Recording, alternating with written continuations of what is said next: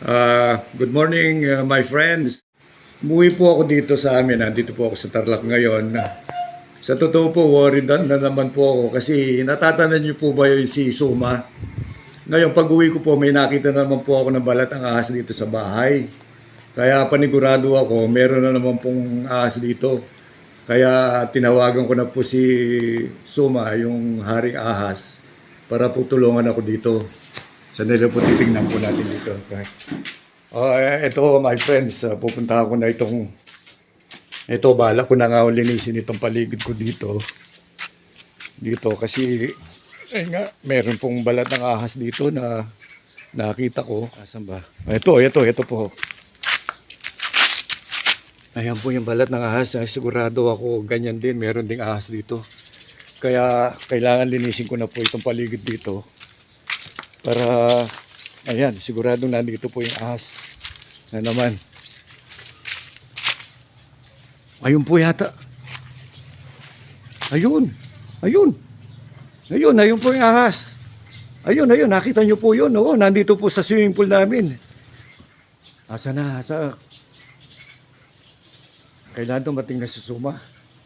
Ayun o. Baka, hindi kaya makawala dito. Baka makaakyat.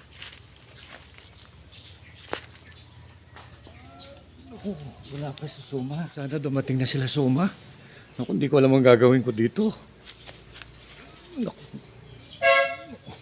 Ha? Yan na sila. Yeah. Suma, bulan ta. Usap po yung mga doon. Dali! Nasa swimming pool!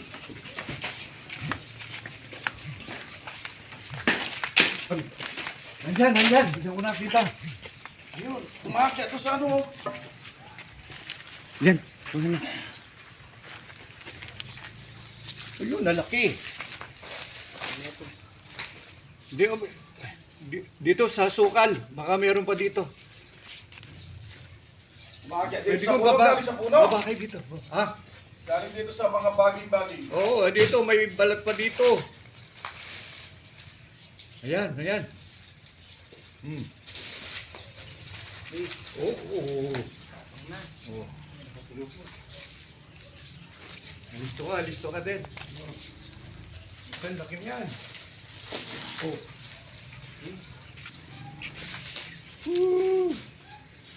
Ayan mga bro, nakaisa tayo. Ipaning lang konti siya para makita. Medyo ganun mo. Tapos balik ka doon. Ayan. Kung napanood nga ng mga kasama ko sa pelikula yung unang ahas na hinuli mo rito. Tapos dumating dito si Seray, in-interview niya ako. Kinabukasan nakita ko yung balat ng ahas doon. Sabi niya, napanood ka nga raw niya si Seray. Mga bro, ito partong na po ito. Nung una, Before ground mo. taon siya hindi mo uwi. Ngayon nakikita sa mga pinagbalatan, nakahuli ng poka doon sa kusina niya. Ngayon, Ito, ayan na naman. matagal na ng panahon di mo uwi, taon na naman. Oo. Natatapos lang nag-shooting sa Batang Quiapo. Oo. Umuwi rito para maglinis ayon. Binat na naman yung mga pinagbalatan sa Cobra. Oo. Wala na kaya dito? Baka meron pa dyan, tingnan mo. Linisin mo maigi ba? Okay, balak pala yun. Anong taray balak? Halibot! Yan, sige. Musa. Kaya nanginayang ako, dumating siya ng Biyernes, Sabado nakita ko yung balat ng ahas dyan. Napanood nga raw niya yung unang interview natin dito, unang paghuli mo. Sa ito swimming pool mo, sir, dapat gawin mo na. Ba, mayroon pa isa, oh! Oh, ito pa. Ayun, oh! Ayan. Naku. Na-trap sila dito sa swimming pool mo. Oo. Alam mo ba nung umuwi yung kapatid ko sa Japan, meron ding nahuli dito sa swimming pool? Naliligo yung mga pamangkin ko. Oo. Alam mo, tapang ng kapatid ko, pinaghampas yung ahas. Pinatay. Oo, napatay. Na-trap itong mga Oo. talaga. Yun pala, sanay isang pumatay ng ahas doon sa Japan, dahil doon sa kanilang bahay. Lagi may din doon, ahas. Paano mo doon? Ayun. Ay. Mukhang maliksi yan ah. Maliksi yan. Suma, oo. Nagagalit na. Oo. Galit na, di mo raw pinansin kaagad eh. Oo. Pero yung isa Di natin alam pala, dalawa. Yung isa makakatakas yung isa eh. Nagbabaging na dun oh. No? Ayan bro, Nakakapag- dalawa.